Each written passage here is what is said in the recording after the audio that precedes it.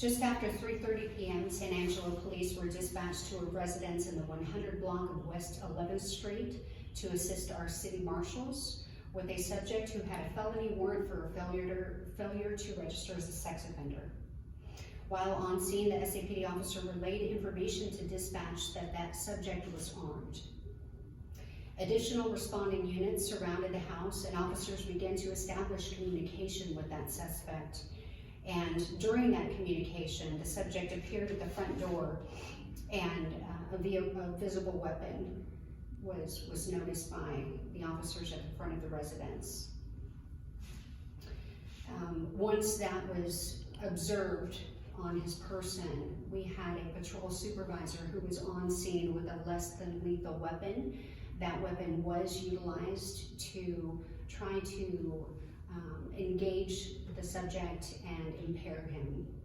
And through further communication with actually two of our detectives from the Criminal Investigations Division in establishing a rapport and that ongoing communication with the subject, I am very pleased to say that the situation was resolved peacefully and that that subject surrendered with no further incident.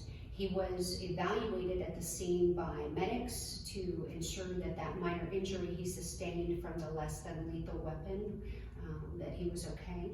And he will be booked in on his felony warrant as well as a few city warrants. The subject is identified as 41-year-old Andre Rodriguez, and the spelling is going to be Adam, Nora, David, Robert, Edward,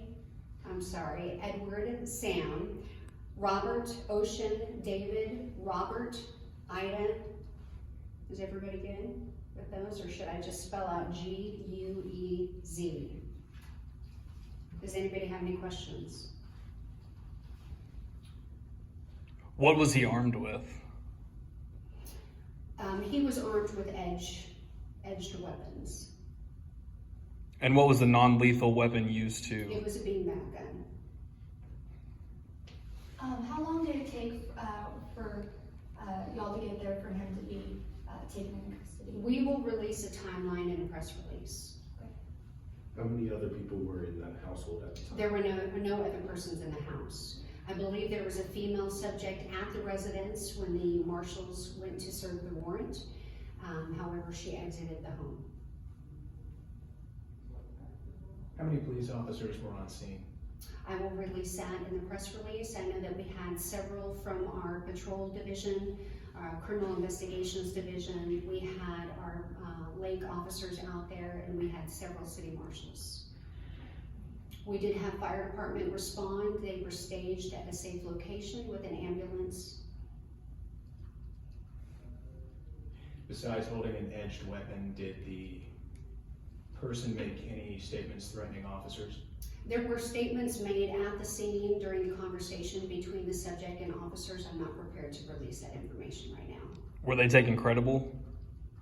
I'm sorry? Were the threats taken credible? I think anytime there's a conversation between an armed subject and officers in a highly charged situation, we take everything seriously, and our goal is to resolve that situation peacefully without any injuries.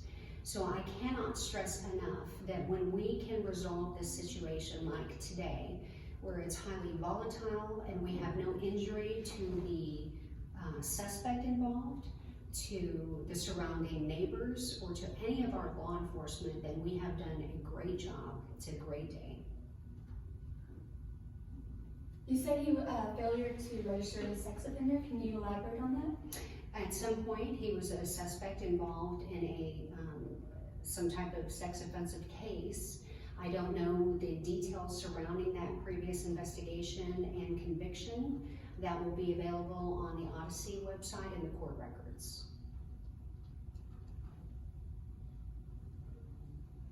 Any other questions? All right, again, those housekeeping